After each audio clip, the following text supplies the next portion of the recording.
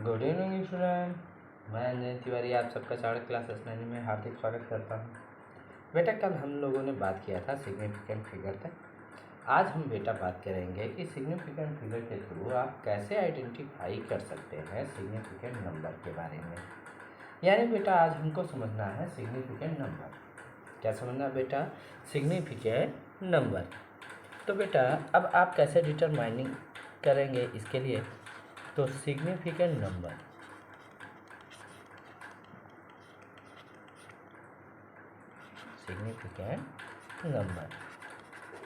अब बेटा आपको क्या ध्यान देना है कि जब हम किसी भी सिग्निफिकेंट फिगर को एक्सप्रेस करते हैं तो उसमें जो भी नंबर होते हैं, जितने भी काउंटेबल नंबर होते हैं, उन्हीं को हम लोग क्या कहते हैं? Significant number. यानी अगर हम बेटा इसे कहें तो ये क्या कहेंगे? Countable numbers of digit in significant figure.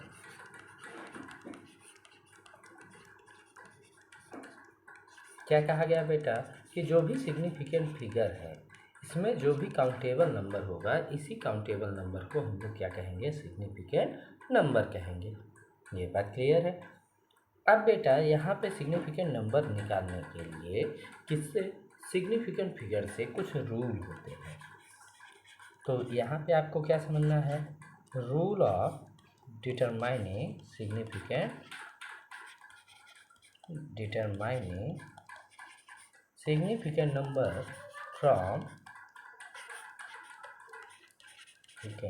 number from significant figure।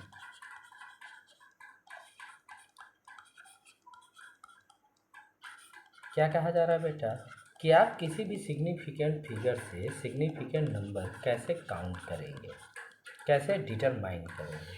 ठीक है, तो यहाँ पे जो फर्स्ट रूल है वो क्या है? All non zero digits are significant. कहा क्या जा रहा है बेटा कि जो सभी ऐसे डिजिट हैं जो क्या है? जीरो नहीं है, उन्हें हम क्या कहते हैं? सिग्निफिकेंट। उन्हें क्या कहते हैं? सिग्निफिकेंट। अब बेटा तब कैसे हम इसे डिटरमाइन करेंगे? जैसे मान लो हमने कोई वैल्यू लिखा 52.45। तो हाउ मेनी सिग्निफिकेंट नंबर? तो बेटा यहाँ से जब हम काउंट करेंगे तो 1 2 3 4। तो यहाँ से सिग्निफिकेंट नंबर कितने निकल के आएंगे? 4। तो कहने का मतलब क्या है बेटा कि जो भी नॉन जीरो नंबर होगा उसे हम क्या कहेंगे? Significant number. ये बात क्लियर हो गई। अगर फर्स्ट रूल आपको समझ में आ गया है तो उसमें आपको क्या समझना है? समझना केवल इतना है कि बेटा जो भी ऐसे नंबर होंगे जो कि जीरो नहीं होंगे, उन्हें हम किस में काउंट करेंगे? सिग्निफिकेंट नंबर में। ये बात क्लियर है। अब बात करते हैं बेटा सेकेंड रूल की। किसकी बात करते हैं? Second rule. अब बेटा सेकेंड रूल में आपको क्या समझना है कि जो जीरो होते हैं नॉन जीरो डिजिट के बीच, उन्हें हम क्या करते हैं? सिग्निफिकेंट नंबर काउंट करते हैं। तो यानी क्या कहेंगे? All zeros between non zero digit are significant. कहने का मतलब क्या है बेटा कि ऐसे डिजिट जो क्या हो? नॉन जीरो हो, अगर उनके बीच हम जीरो ले लें तो उस जीरो को भी हम किस में काउंट करेंगे? सिग्निफिकेंट नंबर में। जैसे बेटा हमने क्या लिया? 101.22। तो यहाँ पे बेटा हमें जो जीरो है इसे भी क्या कर लेना है? काउंट कर लेना है। तो जैसे ही आप इसे काउंट करेंगे तो सिग्निफिकेंट नंबर कितने हो जाएगा? 1 2 3 4 है 5। तो इस समय सिग्निफिकेंट नंबर की वैल्यू क्या हो जाएगी? 5। ये बात समझ में आ गई। कहने का मतलब क्या है कि बेटा कि अगर हम किसी भी नंबर के बीच में जीरो लेते हैं तो उस जीरो को भी हम लोग किसकी तरह काउंट करते हैं, एज अ सिग्निफिकेंट नंबर। ये बात क्लियर है। अब बेटा थर्ड रूल की बात करते हैं। तो थर्ड रूल क्या कहता है कि जो भी जीरो है वो नॉन जीरो डिजिट के राइट साइड है और बिना डेसिमल के हैं। यानी बेटा जो बिना डेसिमल के राइट साइड में है तो उन्हें हम क्या मान लेते हैं, उन्हें हम मान लेते हैं नॉन सिग्निफिकेंट नंबर। कहने का मतलब क्या है कि all zeros to the right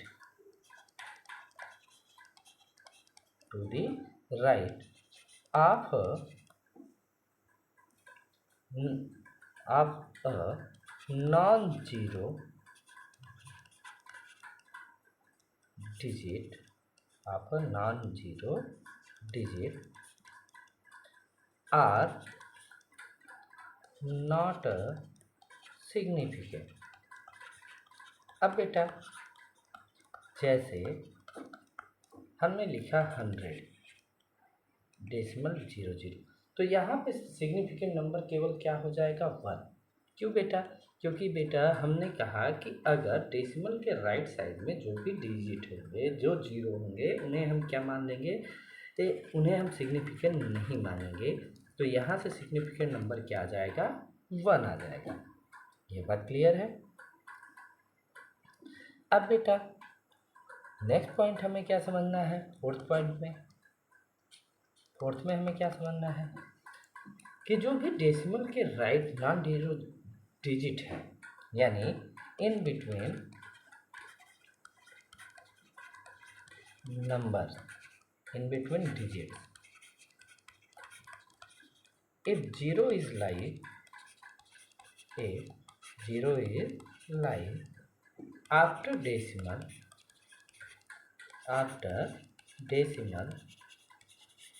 then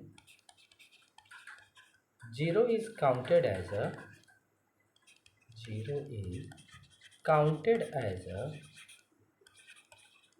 significant। तो बेटा हम लोग क्या करेंगे, जीरो को किसकी तरह काउंट करेंगे, सिग्निफिकेंट की तरह। कहने का मतलब क्या है, जैसे 0.205, तो यहाँ से बेटा ये तीनों काउंट हो जाएंगे और जीरो को हम काउंट नहीं करेंगे। तो इस समय सिग्निफिकेंट नंबर क्या आ जाएगा, 3। बात समझ में आ गई। अब बेटा यहाँ पे आपको क्या समझना है कि अब ये फोर्थ पॉइंट में आपने क्या समझ लिया कि भाई अगर कोई भी वैल्यू है तो उसे हम क्या करते हैं, जनरली उसमें सिग्निफिकेंट नंबर को हम लोग कैसे फाइंड कर लेते हैं कि भाई डेसिमल लगाते हैं, डेसिमल के पहले, डेसिमल के बाद।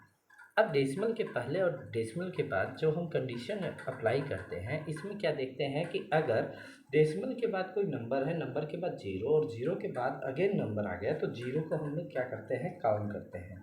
अगर नंबर के बाद जीरो आ जाए तब उसे हम काउंटेबल नहीं मानते, यानी फिफ्थ रूल में आ जाते हैं। तो बेटा क्या होगा, after decimal if any number, any digit is non-zero but after it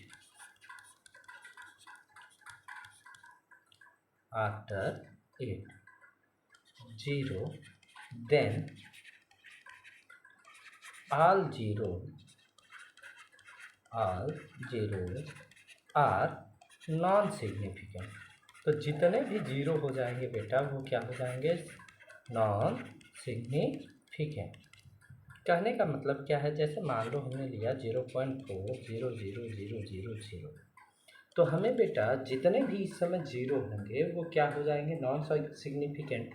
तो यानी ये भी हम काउंट नहीं करेंगे, ये सारे जीरो काउंट नहीं करेंगे, तो केवल क्या बचा, 4।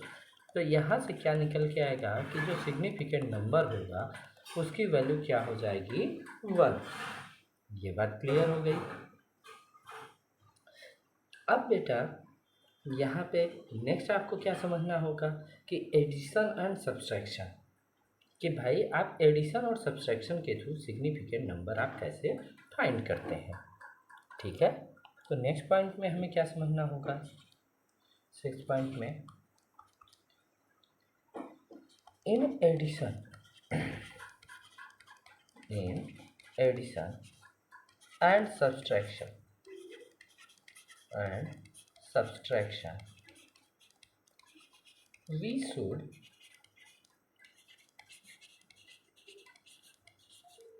retain the least decimal place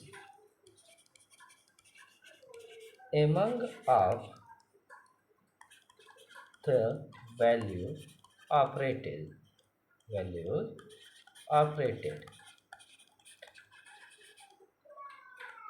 बेटा कहा क्या जा रहा है कि अगर हम कोई सिग्निफिकेंट नंबर लेते हैं उसको ऐड करते हैं यानी एडिशन, और सब्सट्रैक्ट करते हैं यानी उसे घटाते हैं या जोड़ते हैं। तो जो घटाते और जोड़ते हैं तो इसमें घटाते और जोड़ते समय हम लोग क्या करते हैं कि जो लीस्ट डेसिमल प्लेस होता है हम उस लीस्ट डेसिमल प्लेस की बात करते हैं। अब बेटा जैसे मान लो आपको ऐड करने को दे दिया गया 101.23 प्लस 98.457। तो आप इसे ऐड करेंगे तो यहाँ से वैल्यू क्या आ जाएगी बेटा 786.991 ये आ जाएगा। अब बेटा हमें यहाँ पे क्या करना है कि यहाँ पे अब हमें क्या काउंट कर लेना होता है सिग्निफिकेंट नंबर। तो यहाँ से बेटा ये सारे नंबर काउंटेबल हैं, तो यहाँ से जो सिग्निफिकेंट नंबर आ जाता है वो कितना आ जाता है 6। कैसे 1 2 3 4 5 एंड 6। ये बात क्लियर है। अब ऐसे ही बेटा जब हम सब्सट्रैक्शन करेंगे, क्या करेंगे बेटा सब्सट्रैक्शन, तो सब्सट्रैक्शन में हमें क्या ध्यान देना होता है कि भाई जैसे ही हम लोग सब्सट्रैक्शन करेंगे तो सब्सट्रैक्शन में भी सेम हमें सिचुएशन ध्यान देना होता है। अब सब्सट्रैक्शन में जैसे मान लो हमको दिया गया 98.97 और सब्सट्रैक्ट करना है 48.52। तो भाई सब्सट्रैक्ट करो 7 - 2 करेंगे भाई तो क्या आएगा 5, 9 - 5 करेंगे 4, 8 - 8 0, 9 - 2। तो यहाँ से बेटा क्या आ गया 50.45। अब यहाँ से सिग्निफिकेंट नंबर जब हम काउंट करेंगे तो ये सारे नंबर काउंटेबल होंगे। अब बेटा मैंने एक नियम बताया था कि आपको डेसिमल के बीच में या 2 डिजिट के बीच में ज़ीरो आ जाए तो ज़ीरो को हमें क्या करना है काउंटिंग करना है और ज़ीरो को काउंट करना है। तो यहाँ से हमारा जो काउंटिंग हो जाएगा तो यहाँ से सिग्निफिकेंट नंबर क्या आ जाएगा 4। क्या आ जाएगा बेटा 4। ये बात क्लियर है। अब बेटा इसी तरीके से जब हम मल्टीप्लिकेशन और क्या करते हैं बेटा डिवीज़न, मल्टीप्लिकेशन एंड डिवीज़न में भी सिमिलर प्रोसेस यूज़ करते हैं बेटा, कोई डिफरेंस यूज़ नहीं करते। वहाँ पर भी हमें सिमिलर कंडीशन को क्या करना होता है अप्लाई करना होता है। ये बात क्लियर है। अब बेटा यहाँ पे आपको क्या समझना है, नेक्स्ट में आपको क्या समझना है एरर। क्या समझना है बेटा एरर। आपको क्या समझना है बेटा एरर। अब बेटा एरर क्या होता है, एरर होता है बेटा जो एक्चुअल वैल्यू है और अगर हम जो वैल्यू कैलकुलेट करते हैं कैलकुलेशन में और एक्चुअल वैल्यू में जो चेंजेस आते हैं इसी को हम लोग क्या कहते हैं एरर। यानी बेटा एरर को आप कैसे समझेंगे, the measured value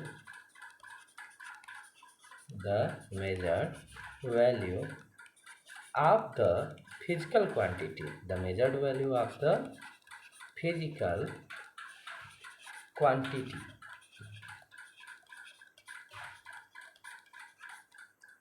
is usually different with its true value। its true value, that is known as error. उसे हम बेटा क्या कहते हैं, एरर कहते हैं। अब बेटा एरर में आपको क्या समझना है कि भाई जो मेजर्ड वैल्यू है, जो वैल्यू आप कैलकुलेट कर रहे हो और जो एक्चुअल वैल्यू है, इस वैल्यू में जैसे आप मेजर कर रहे हो, कोई चीज़ मेजर करने के बाद जो एक्चुअल वैल्यू है उसमें डिफरेंस आ जा रहा है, तो ये जो डिफरेंस आता है इसी को हम लोग क्या कहते हैं, एरर कहते हैं। क्या कहते हैं बेटा, एरर। अब जैसे हम मान लेते हैं कि एक पॉइंट ए है और यहाँ से ये पॉइंट बी है। इसकी वैल्यू पहले से दी हुई है, यानी गिवन वैल्यू, एक वैल्यू गिवन है। मान लेते हैं कि इस पॉइंट के बीच का डिस्टेंस मेजर है 98 मीटर। कितना मेजर है बेटा, 98 मीटर। लेकिन जब हमने क्या किया, इसे मेजर किया, हमने क्या किया, इसे बेटा मेजर, जैसे ही हमने मेजर किया, मान लेते हैं इसकी वैल्यू क्या आई, 97.8 मीटर। तो ये जो वैल्यू आई, जो ये चेंजेस हैं, तो इसमें जब हम एरर निकालते हैं तो एरर में क्या हो जाएगा, यहाँ से बेटा given value minus measured value.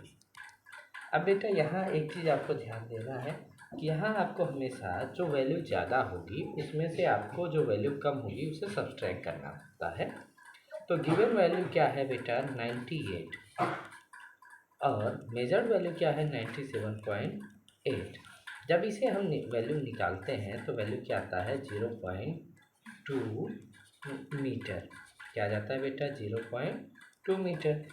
तो यहाँ से जो ये 0.2 मीटर का वैल्यू चेंज आया, इसी 0.2 मीटर के वैल्यू चेंज को ही हम लोग क्या कहते हैं बेटा, एरर। यानी एरर कहने का मतलब क्या है बेटा, कि एरर किसे कहोगे आप, कि जो फिजिकल क्वांटिटी का मेन वैल्यू है, टोटल वैल्यू है, अगर उसे हम मेजर करते हैं तो उसमें से जो डिफरेंस आता है, इसी डिफरेंस को हम लोग क्या कहते हैं, एरर कहते हैं। ये बात क्लियर है। अब बेटा यहाँ पे आपको नेक्स्ट आपको क्या समझना होता है, causes of error in measurement, यानी एरर क्या कॉज करा देता है। तो अब यहाँ पे हमें क्या समझना है, पहले तो हमें समझना है कि बेटा एरर कितने टाइप के होते हैं। तो यहाँ से नेक्स्ट हमें क्या समझना होता है, टाइप्स ऑफ एरर। क्या समझना होता है बेटा, types of error. Error is mainly 3 type. Error is mainly 3 type. कितने टाइप के होते हैं, 3 टाइप के। फर्स्ट क्या होता है बेटा, स्टैटिक एरर। क्या होता है बेटा, स्टैटिक एरर। सेकेंड वन क्या होता है, instrument loading error. Instrument loading error. And third one क्या होता है बेटा, डायनेमिक एरर। थर्ड वन क्या होता है बेटा, डायनेमिक एरर। अब बेटा स्टैटिक एरर को हम लोग जनरली क्या समझते हैं कि किसी भी कंडीशन में उसके जो कैरेक्टर है, रीडिंग है, और ये जो इन्वायरमेंटल चेंजेस हैं, इनसे जो एरर आता है उसी को हम लोग क्या कहते हैं, स्टैटिक एरर। तो यहाँ पे स्टैटिक एरर को हम लोग बेटा 3 टाइप में समझ सकते हैं। एक क्या होगा, रीडिंग एरर। एक क्या होगा बेटा, रीडिंग एरर। सेकेंड वन क्या होगा बेटा आपका, कैरेक्टरिस्टिक एरर। क्या हो जाएगा, कैरेक्टरिस्टिक एरर। और बेटा थर्ड वन आपका क्या हो जाएगा, एनवायरमेंटल एरर।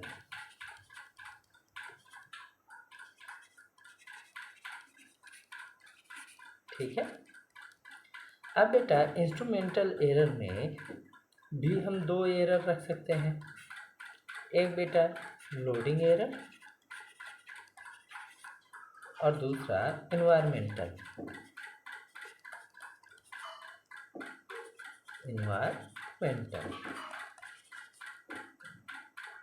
और जब बेटा हम डायनेमिक एरर की बात करते हैं तो डायनेमिक एरर में हम दो टाइप रखते हैं। एक क्या होता है बेटा, सिस्टमैटिक एरर, और दूसरा क्या होता है, रैंडम एरर। अब बेटा पहले हम बात करते हैं स्टैटिक एरर में जो फर्स्ट टाइप है आपका रीडिंग एरर। अब बेटा रीडिंग एरर क्या है कि अगर आप कोई वैल्यू रीड कर रहे हो, कोई वैल्यू आप फाइंड कर रहे हो, अब उस वैल्यू को फाइंड करने पे जो एक्चुअल वैल्यू है वो चेंज हो जा रहा है, तो उसे हम क्या कहेंगे, रीडिंग एरर। कैरेक्टरिस्टिक एरर में क्या होता है बेटा कि नॉर्मली जो आप किसी भी कंपाउंड में किसी भी नेचर की बात करते हो, तो अगर उसके नेचर में कोई चेंजेस हो जाते हैं तो इसी को हम लोग क्या कहते हैं, कैरेक्टरिस्टिक एरर। और बेटा इन्वायरमेंटल एरर क्या है कि अगर इन्वायरमेंट के अफेक्ट के थ्रू क्या होता है कि किसी भी कंडीशन में चेंजेस आ जाते हैं, तो इसी को हम लोग क्या कहते हैं, इन्वायरमेंटल एरर। अब बेटा इंस्ट्रूमेंटल लोडिंग एरर क्या है कि अगर हम बेटा किसी चीज़ को मेजर कर रहे हैं तो मेजर करने के लिए हमें क्या यूज करना पड़ रहा है, इंस्ट्रूमेंट। अब अगर इंस्ट्रूमेंट में हम किसी चीज़ को मेजर कर रहे हैं, मेजर करते समय इन्वायरमेंट का इफेक्ट बहुत होता है बेटा। कभी आपने देखा होगा जब आप किसी चीज़ को वेट कर रहे हो और वेट करते समय किसी चीज़ को ऊपर से नीचे गिराओ, तो जो आप वेटिंग करते हो तो उसमें कुछ कम नहीं होने पर वो जो मशीन होती है वो थोड़ा सा वेट ज़्यादा बता देती है, लेकिन जैसे ही आप रुक जाते हो वैसे ही उसका वेट क्या हो जाता है, डाउन हो जाता है। तो वो किसको रिप्रेजेंट करता है, लोडिंग एरर को। और बेटा लोडिंग एरर में भी एक कंडीशन है इन्वायरमेंट का अफेक्ट। तो इन्वायरमेंट जब अफेक्शन करता है तो बेटा उस समय भी क्या होता है, इन्वायरमेंटल एरर।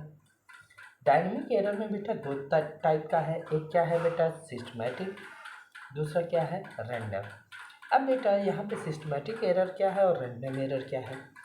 तो सिस्टमैटिक एरर क्या है बेटा कि जो लगातार एरर बना रह जाए तो उसे हम क्या कहते हैं, सिस्टमैटिक। और एक एरर ऐसा होता है बेटा जो अचानक से आ जाता है तो उसे क्या कहते हैं, रैंडम एरर।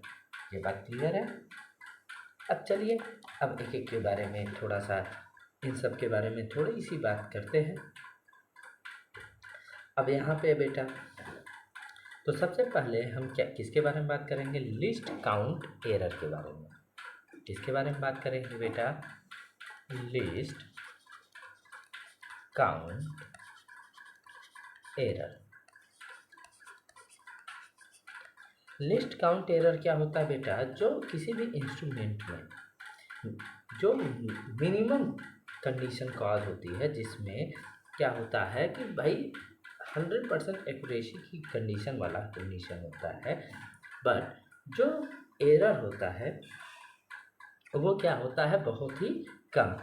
यानी अगर हम इसकी बात करें तो द एक्यूरेसी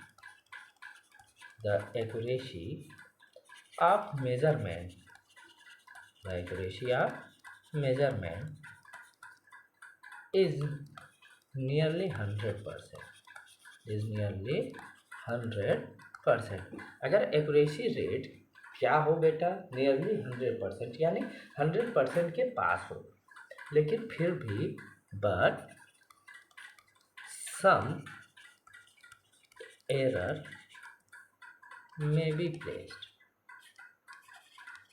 लेकिन थोड़ा सा एरर फिर भी आ जाए तो इसी को हम लोग क्या कहते हैं, लिस्ट काउंट एरर।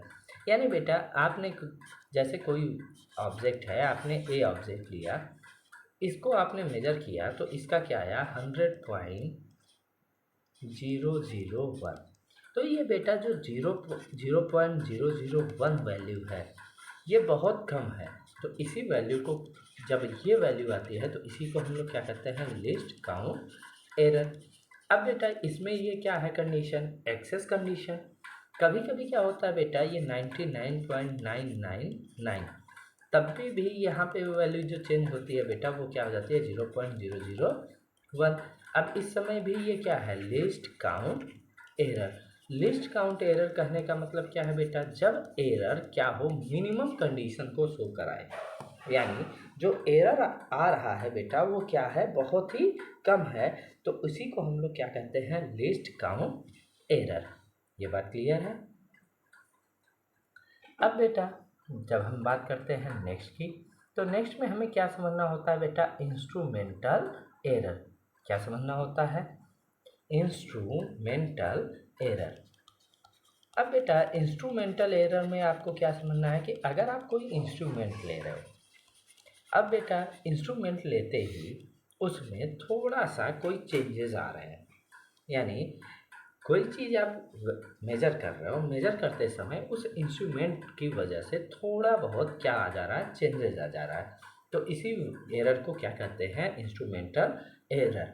तो बेटा क्या होगा, द चेंजेस, या बेटा आप क्या कह सकते हो, the error which is placed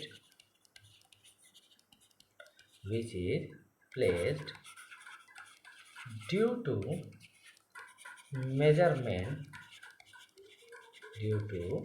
measurement by an instrument।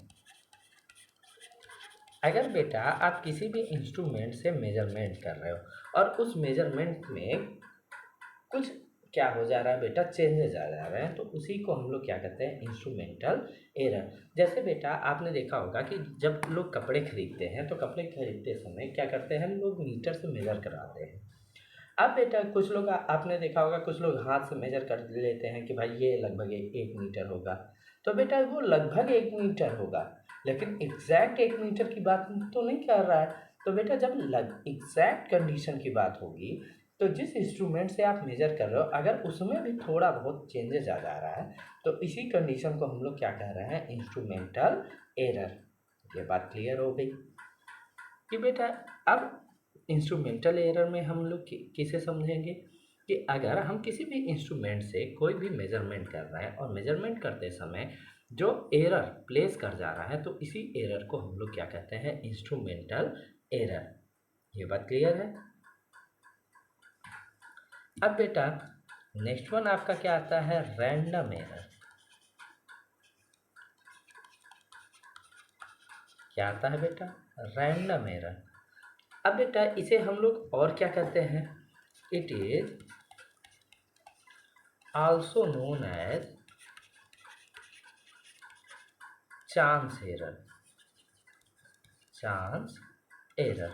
अब बेटा ये बाय चांस एरर ये आ जाता है, ये एक्चुअल में होता नहीं है, अचानक जैसे आप कोई मेजरमेंट कर रहे हो, अचानक किसी का वजह से ये एरर क्या आ गया, प्लेस कर गया, तो इसी को हम लोग क्या कहेंगे, रैंडम एरर।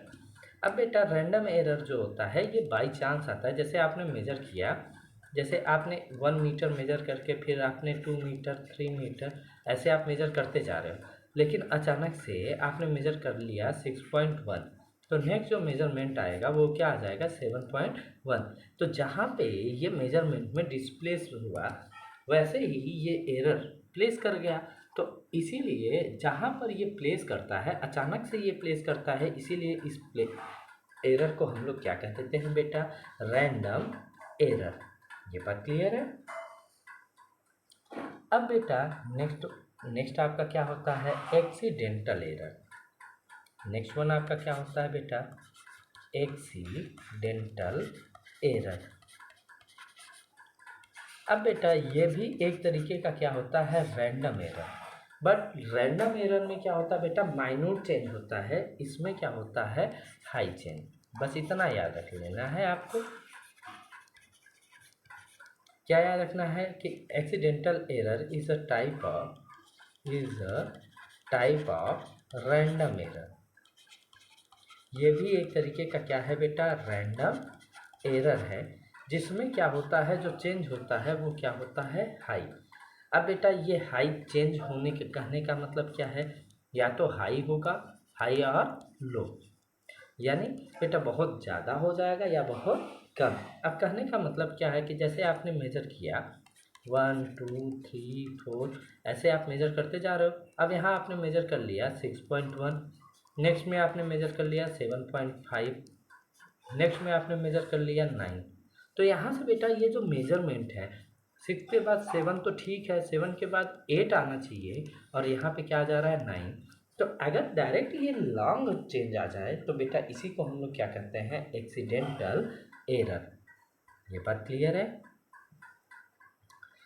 अब नेक्स्ट वन क्या आता है बेटा, सिस्टमैटिक एरर। नेक्स्ट वन क्या आता है आपका, सिस्टमैटिक एरर। Systematic error. अब बेटा सिस्टमैटिक एरर क्या होते हैं और इसे आप कैसे समझते हो? तो सिस्टमैटिक एरर क्या होते हैं कि बेटा जो वन डायरेक्शन में ही एरर पॉसिबल होते हैं, यानी सिंगल डायरेक्शनल एरर। आप इसे कैसे समझ सकते हैं कि भाई ये एरर कैसे है, सिंगल डायरेक्शनल एरर, यानी ये केवल एक ही डायरेक्शन में प्लेस करते हैं। अब बेटा जब एक ही डायरेक्शन में प्लेस करते हैं तो ये क्या हो सकते हैं, मे बी पॉजिटिव और निगेटिव। ये पॉजिटिव भी हो सकते हैं और निगेटिव भी हो सकते हैं। अब बेटा पॉजिटिव और निगेटिव हो सकते हैं तो इनमें जब ये चेंजेस प्लेस होते हैं तो ये किसकी वजह से भी हो सकते हैं बेटा, इन्वायरमेंटल कंडीशन। किससे भी प्लेस हो सकते हैं बेटा, इन्वायरमेंटल कंडीशन। और इन्वायरमेंटल कंडीशन में किससे बेटा, speed of air, velocity of air and waiting, radiation, ये किसी भी वजह से क्या हो सकते हैं बेटा, चेंज हो सकते हैं। इसीलिए इन्हें हम क्या कहते हैं बेटा, सिस्टमैटिक एरर। ये बात क्लियर है? अब बेटा यहाँ पे आपको क्या ध्यान देना होता है, सोर्सेस ऑफ सिस्टमैटिक एरर, यानी कि किस किस वजह से सिस्टमैटिक एरर क्या हो सकता है, प्लेस कर सकता है। Sources of systematic error. तो जो फर्स्ट होता है बेटा वो क्या होता है, इंस्ट्रूमेंटल, यानी जो इंस्ट्रूमेंट है इसकी वजह से भी हो सकता है। भाई इंस्ट्रूमेंट जो मेजरमेंट कर रहा है, अगर वो मेजरमेंट रॉन्ग मेजरमेंट स्टार्ट कर देगा तो वही मेजरमेंट फाइनली ऑक्यूपाई होता रहेगा, तो इसी को हम लोग क्या कहते हैं, इंस्ट्रूमेंटल। दूसरा क्या होता है, imperfection of experiment. Imperfection of experiment, यानी जो आप एक्सपेरिमेंट कर रहे हो बेटा, अगर उसमें आप क्या नहीं हो, परफेक्ट नहीं हो, इम्परफेक्ट हो, तो भी ये क्या हो सकता है, कॉज हो सकता है। एंड थर्ड वन प्रोसेस आपका यहाँ पे क्या होता है, पर्सनल एरर। अब बेटा जैसे आप ही हो, आप गलत वैल्यू लेते जा रहे हो, तो गलत वैल्यू लेते जाओगे तब भी ये किस में रखा जाएगा, सिस्टमैटिक एरर में। ठीक है? अब बेटा अब आज के वीडियो में बस इतना ही। अब बेटा आपसे जब हम बात करेंगे कल के वीडियो में, तो वहाँ पे हम आपसे बात करेंगे absolute error, relative error and percentage error, इसके बारे में। अब बेटा आज की वीडियो में हमने आपसे क्या क्या बात किया, आपसे हमने बात किया एरर के बारे में और सिग्निफिकेंट नंबर के बारे में। एरर के बारे में हमने ढेर सारी बातें की। ठीक है? तो बेटा अब आज के वीडियो के लिए बस इतना ही। तब तक के लिए बेटा हमारी आपसे निवेदन है कि आप हमारे यूट्यूब चैनल को ज़्यादा से ज़्यादा लाइक करें, सब्सक्राइब करें और शेयर करें। तब तक के लिए धन्यवाद। जय हिंद, जय भारत।